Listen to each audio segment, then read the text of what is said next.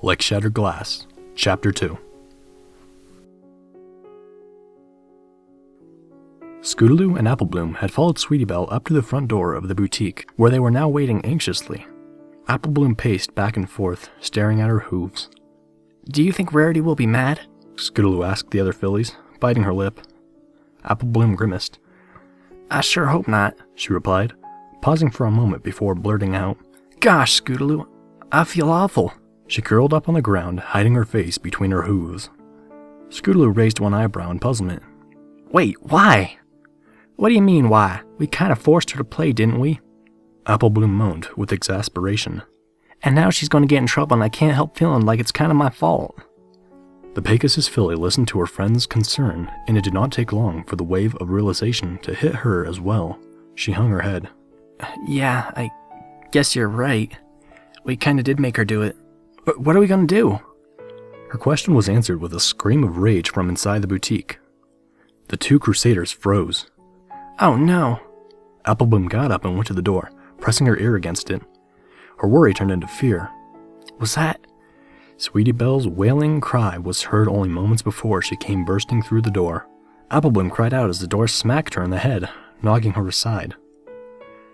At first, Scootaloo jumped back with surprise, but quickly recovered, darting after the unicorn filly while Applebloom lay dazed on the ground. "Sweetie Belle, what's wrong? Come back!" Rarity stood, stock still, facing the open door. A cloud covered the sun, blocking the beams of sunlight streaming through the window and painting the room a shade of gray. The air was heavy and suffocating. The only sound remaining was the ticking of a clock. Get out. Her body went numb with a recollection of what was not even a minute in the past. All the words she had said were burned into her memory like a hot iron. Oh, shut up. Her lip quivered. "Why is it that whenever I try to do something, you've always got to be there to ruin it?" The sound of her fast-beating heart accompanied the clock. "You honestly think I care that you're sorry? You expect your little sorry to cut it?" Her body broke out into a cold, clammy sweat. A sob rose in her chest. "I don't care what you do. I don't care if you leave here and never come back. I don't care!" Her legs gave out from under, unable to bear the weight of her guilt. "Get out!" She wept. Tears blinded her, but Sweetie Belle kept running. However, Scootaloo, being the athlete she was, did not take long to catch up to her. "Sweetie Belle, what happened? Did you get in trouble?" "Just leave me alone," Sweetie Belle cried, but Scootaloo was not planning on giving up. She passed Sweetie Belle, jumping in front of her. Her friend went off to the side, dodging Scootaloo and running off in another direction. Scootaloo called out after her, giving chase once again. "Come on, just tell me what's wrong. We can help." "I'm stupid and useless, that's what's wrong," she sobbed out. Her tears obscured her vision, and she did not notice a small stone in front of her until it was too late. She tripped over it, falling onto the dirt with a sharp cry, landing hard on her side. "Sweetie Belle, you okay?" Scootaloo slid to a halt beside her. Trying to help her up, Sweetie Belle scrambled to her hooves, pushing Scootaloo's outstretched hoof away. "Go away! Just leave me alone!" She turned more aggressive, glaring daggers at Scootaloo. Desperate to get to the bottom of things, the Pegasus filly grabbed hold of Sweetie Belle to keep her from running away again. "Look, I'm sorry I made you play. I really am. Please, Sweetie Belle, let's just talk for a second."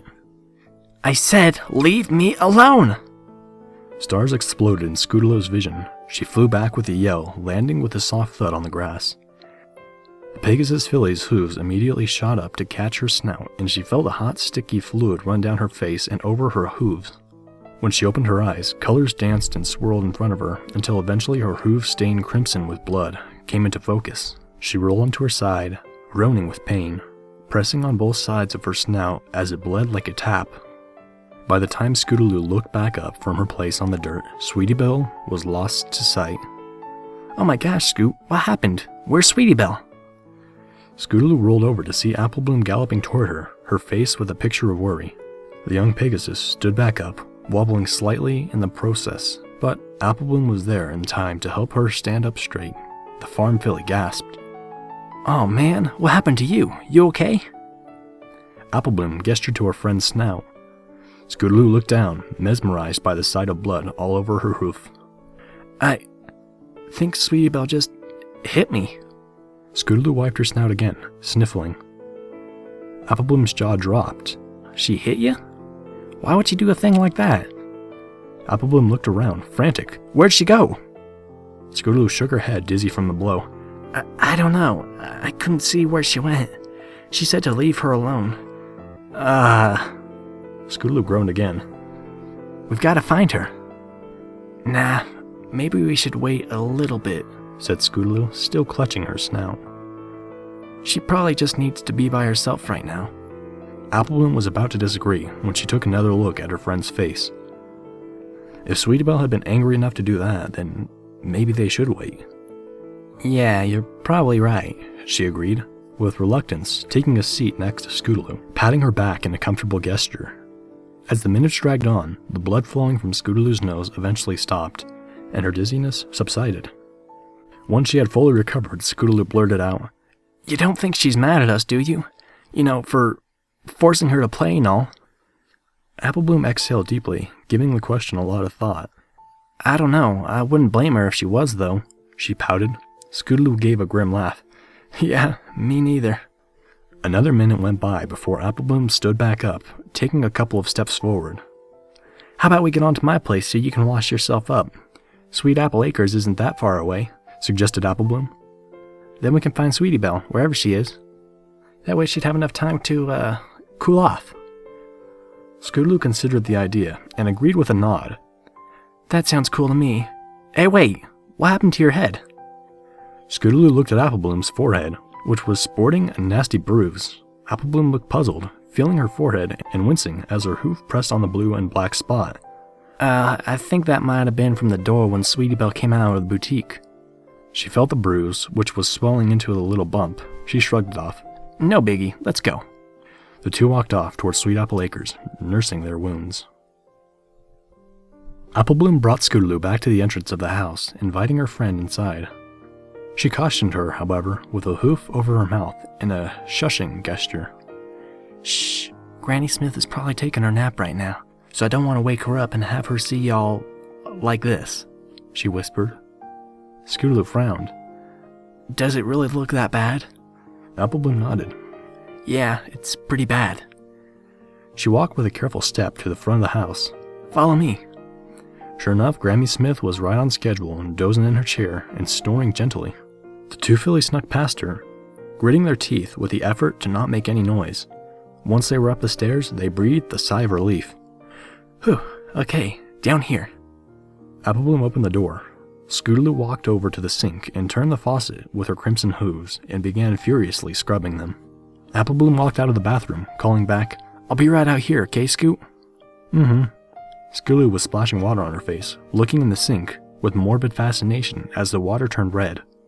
Applebloom closed the door behind her and turned around. She jumped with surprise as Applejack stood at the top of the stairs looking down at her from the other end of the hallway. Hey, Applebloom.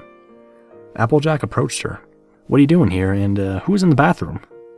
She tilted her head, angling her ear toward the sound of the running faucet. Scootaloo, Applebloom blurted out. It was a good thing she closed the door, otherwise. The bathroom door opened, and Scootaloo peered her head out. Hey, Applebloom, you got a washcloth or towel or something? The blood won't come off. Uh-oh. Scootaloo froze in the doorway, staring at Applejack. Her snout was still smeared with red. Applejack smiled nervously. Yeah, Scoot had an accident, so I brought her here so she could clean herself up, said Applebloom, her ears falling back on her head. Applejack's eyes grew wide as saucers. Good gravy! What kind of accident are we talking about here? It looks like some pony... She paused, also noticing the goose egg on her sister's forehead. Almost right away, her surprised expression turned into one of sternness. Did y'all get into another fight, A.B.? She asked, gravely serious. At hearing this, Applebloom gave an emphatic shake of her head. Oh no, well, kinda, she said, looking away. Applejack, understandably, was not satisfied with her answer. What do you mean, kinda? She raised her voice, frowning. Let me tell you, it sure looks to me like you're hiding something, sis, and from what I can see right now, it looks like you got into another fight. No, I didn't fight any pony, honest. It's just really, it's a long story," she said lamely, but made her full eye contact with Applejack. "I didn't get into another fight, I promise." Applejack took a long look at Applebloom, giving her a skeptical look. Despite what it looked like, she couldn't see any signs of dishonesty from her sister, and after a few seconds, her expression softened. She closed her eyes, taking a deep breath. "Alright, I believe you, but I do want to know how you and Scootaloo got hurt like this. I don't care if it's a long story, 'cause I still want to hear it. We can talk in my room. Can y'all do that for me?" she asked them with a tender voice. The two fillies nodded. Applejack smiled. "Good, but first let me get you a washcloth, Scootaloo," said Applejack, going back downstairs to get a cloth from the kitchen. "Thanks, Applejack," Scootaloo called out after her in a low tone of voice, careful not to wake up Granny Smith, who was sleeping downstairs. Once Applejack was out of sight, Scootaloo turned to Applebloom. "So, are we going to tell her everything?" Scootaloo asked, daunted by the task. After all, it really was a long story. Applebloom nodded. "Yeah, we gotta tell her the truth, that's all," she stated simply. Applejack came back upstairs with a washcloth tossed over her shoulder. She passed it to Scootaloo, who took it eagerly, going back into the bathroom to finish up. Applejack motioned for Applebloom to follow her, and she said back to Scootaloo, "We'll be in my room, just come in when you're done." "Okay," replied Scootaloo, scrubbing her snout with a wet cloth. Applejack shook her head in good humor. "Well, we sure ain't going to be able to use that cloth again." "Oh well," she chuckled. "Come on, sis." Applebloom stayed back a ways, hesitant.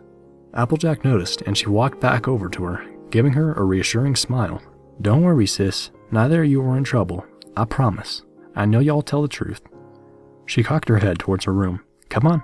Inwardly sighing with relief, Applebloom followed her sister into the room. Sweetie Belle ran until she could run no more. The unicorn filly had run all the way to the outer edge of Sweet Apple Acres, and she was finally forced to stop and catch her breath. She gasped, her lungs sucking in air greedily, and her chest heaving. She went over to one of the trees and stood up on her hind legs, placing both of her forelegs onto the trunk of the tree and falling into a violent coughing fit.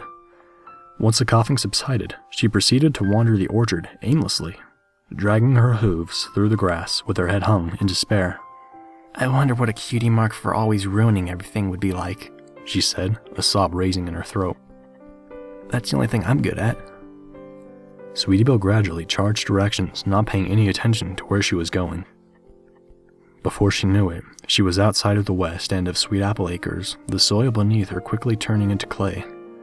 The filly looked up for the first time to see the wall of apple trees marking the edge of the orchard several meters behind her. In front of her, the land was dotted with rocks and boulders, and the soil was rocky and infertile. She sighed and kept walking until she reached a huge stone which was flat on the top.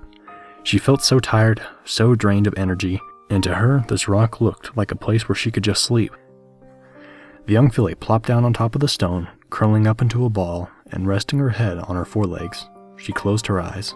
Without warning, there was a loud buzz. Sweetie Belle's eyes shot open, suddenly on the alert. She lifted her head, looking all around her.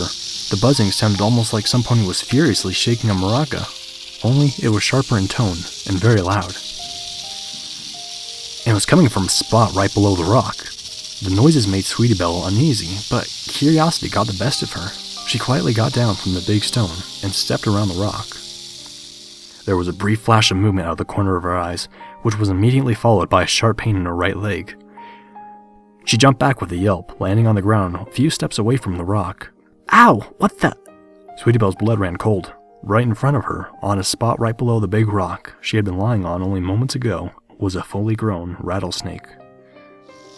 Over a third of its body was raised off the ground, its head reared back in a striking position. It gazed at Sweetie Belle with reptilian, unblinking eyes.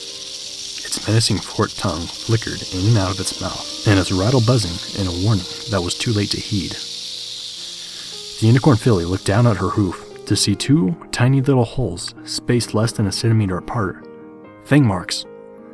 Sweetie Belle stared at the two little holes, gripped with terror. "Oh, no," she whimpered, taking several steps back away from the snake. "Oh, no, no, no!" The filly could already see the area around the fang marks swelling up as the venom began to do its work. She did not know much about rattlesnakes, But she had heard stories about ponies that had been bitten by them, only to suffer slow, painful deaths. The thought chilled the poor filly to the bone. Panic began to set in, but she fought it with all her might, taking many deep breaths. She needed to get help. There was no time to waste. With grim determination, Sweetie Belle turned around, walking back to Sweet Apple Acres, leaving the rattlesnake behind to sun itself on the rock.